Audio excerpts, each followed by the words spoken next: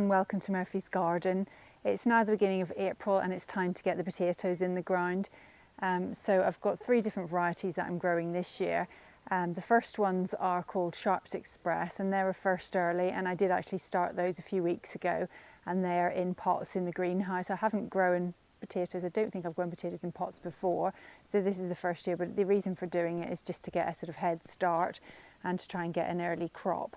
So the next lot I'm growing are these also first earlies, and these are called Rocket, and I've just got a small number of those. I think there's about 10 there, so I'll put those in. But the main ones that I'm growing, which were so successful last year, they were absolutely lovely. I've never had potatoes that are so nice, and they are these are called Elf potatoes,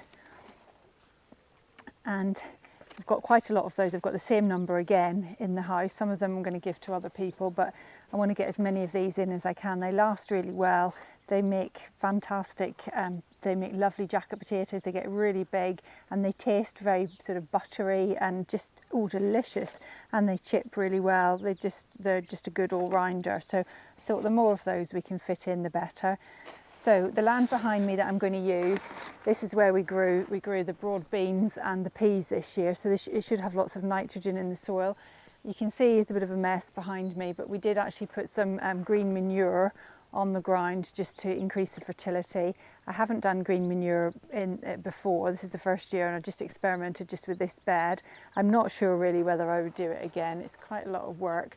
The problem I've got is that you're meant to just dig this over and dig all the old stems into the soil, which I will try and do, and we might even try and rotivate it. Obviously you're not meant to disturb the soil structure and everything, and by digging green manure in, you are doing that. So it's I don't know, we'll perhaps experiment and do it with this bed, as I don't think I would do it again. The other problem I've got is that all the weeds are still, there's lots of quite pernicious nettles and nasties amongst that as well, so it's not just a case of digging it in, because I'll just dig all the weed seeds in, so I'm going to have to go through it manually, just pulling out all the weeds, so it is quite time consuming. So I'm going to crack on and do that now. So I've done quite a lot of the weeding on this area. I've pulled out a big bucket full of quite nasty, horrible weeds, but they're all out. And then what I've done, I've just got this, this is the kind of drier stuff, which I did cut down. I think what happened, I cut it down when it started to flower. I cut it down. The idea is that you let it die off and go into the soil. It hasn't really done that, but it's certainly dry. But at this end, whether I didn't cut it back, I can't really remember. Whether maybe I couldn't get to it, I don't know. But up this end, we've got this. This is more sort of green, and it's got lots of flowers on it, so it's still growing. So I don't want to dig that into the soil, just in case it puts a load of seeds into the soil. So I'm going to put that just on the compost heap, because that will add a lot of really good nitrogen to the compost heap. So I've just got a little bit more weeding to do up this end, and then I think we'll probably maybe rotivate the area, and this will all break up. When you touch it, it just breaks into little pieces. So I think that will go into the soil lovely. I'm not sure whether, I don't think I wouldn't do it again actually, it's too much trouble. But it's been an interesting experiment, and I think it'll be fine to grow potatoes on. I think the problem is with it, if I were to dig that into the soil and then try and grow, you know, like little seedlings and things like that, it's too coarse and you just wouldn't be able to do it. So it'll be fine for potatoes, but I don't think I would do it elsewhere in the garden. I'm glad I didn't do it so elsewhere. So just get on with my weeding. So following on from the work we did at the weekend, it actually ran out of time and I didn't get my potatoes in the end. But what we've done, Alistair rotivated this ground, and you can see now that the green manure has really gone in very nicely, and the soil just looks lovely. We've had rain over the last 2 days, which is just perfect, because the soil is looking just beautiful, really lovely. So I'm going to crack on and get the potatoes in the ground. And one of the other things that we did, we had on this area, we had this these stones that are on the side there.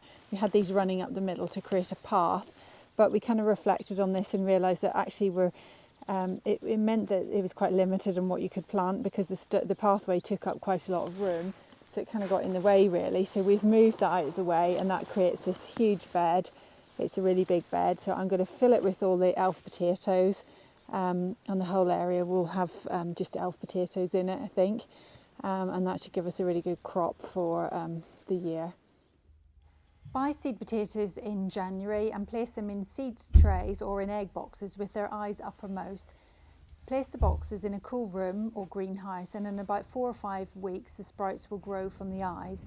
Ideally, sprouts should be about 1/2 to 1 inch in length. Sprouted in this way, the potatoes will have a longer growing season and produce a heavier crop. So since the weekend I've done a little bit more research about green manure, and it turns out that we've actually by accident chosen the right one and accidentally done everything we're meant to have done. The green manure that we planted in this bed is called Caelient mustard and is grown to add organic matter to soil and improve the soil texture and moisture retention, which is great for our very sandy soil. Mustard does not fix nitrogen, but rather it is a rapidly growing annual lifter. Potatoes are susceptible to potato cyst nematodes, and so for that reason potato farmers usually grow Caelient mustard prior to planting their potatoes. Caelient mustard has a biofumigant property, and biofumigation is the suppression of soil-borne pests and diseases by the release of naturally occurring gases. For the biofumigation process to work successfully, foliage must be crushed finely, allowing the gases to be released. Dig the chopped foliage into the top 15 to 20 centimetres of the soil within 20 minutes of chopping it up, otherwise beneficial gases can be released into the air. Rake the soil to a fine tilth to keep the gases locked in, and water the area thoroughly. Rest the soil for about 14 days prior to planting your potato crop. So by good fortune it has rained since last week. I haven't left it 14 days, I've left it about a week, but we have had lots of rain, so it's ready to plant. First earlies should be planted in mid-March to early April in the south of England, and in the north wait until mid-April. Second earlies could be planted a few weeks later, and main crops towards the end of April. Begin by making drills about 4 inches deep and 18 inches apart for early varieties and about 2 foot for main crop varieties. Place the tubers at the bottom of the drills with their sprouts uppermost. The ideal tuber should be about the size of a hen's egg with at least 2 sprouts. Larger tubers can be cut in half, leaving at least 1 sprout on each piece. Return the soil to the drill and draw up more soil from between the rows to make a ridge over the line of the planted potatoes. When the first shoots appear, draw more soil over the potatoes to increase the height of the ridge. This protects the potatoes from late frost. Continue earthing up at intervals until the foliage meets in the rows. During dry spells, remember to water potatoes well. As a general rule, new potatoes are ready about 12 to 14 weeks after planting. Main crop potatoes take a little bit longer, usually about 20 weeks until they reach their full maturity, making them suitable for storage. You can eat them before that, but if you want to store them, it's good to let the skins set, and this usually takes about 20 weeks.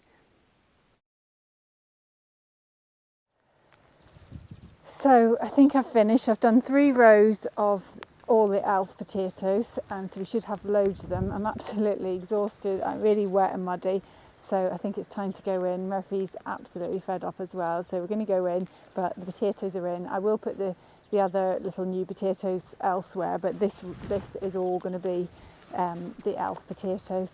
So thank you very much for watching, and join us in the next video. Bye for now.